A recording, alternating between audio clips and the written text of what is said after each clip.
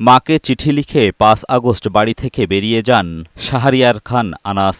এরপর গুলিবিদ্ধ হয়ে চাঙ্কারপুল এলাকায় মারা যান আনাসসহ ৬ জন। রোববার এই মামলায় সাক্ষ্য দেন শহীদ আনাসের মা সানজিদা খান দীপ্তি।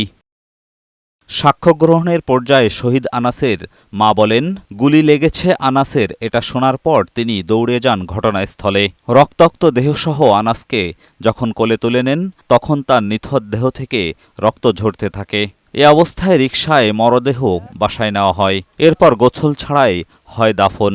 অঝরে কেঁদেছেন সন্তানের লেখা মাকে উদ্দেশ্য করে সেই চিঠি, এবং সারা পৃথিবী দেখেছে যে একটা সন্তান তার মাকে কিভাবে উদ্দেশ্য করে চিঠি লিখে এই আন্দোলনে ঝাঁপিয়ে পড়েছে এবং প্রাণ দিয়েছে।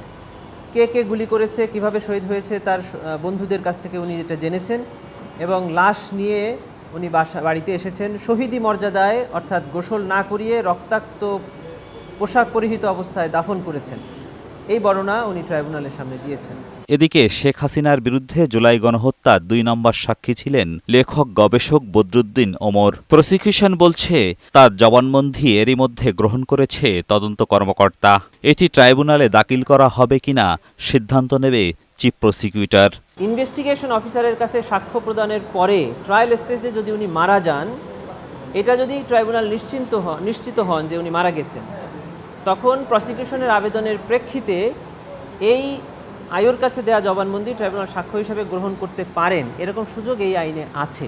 অন্যদিকে বিচারপতি নজরুল ইসলাম চৌধুরীর নেতৃত্বে আন্তর্জাতিক অপরাধ ট্রাইব্যুনাল ২-এ রংপুরের আবু সাঈদ হত্যা মামলার দ্বিতীয় দিনের সাক্ষ্য গ্রহণ হয়েছে।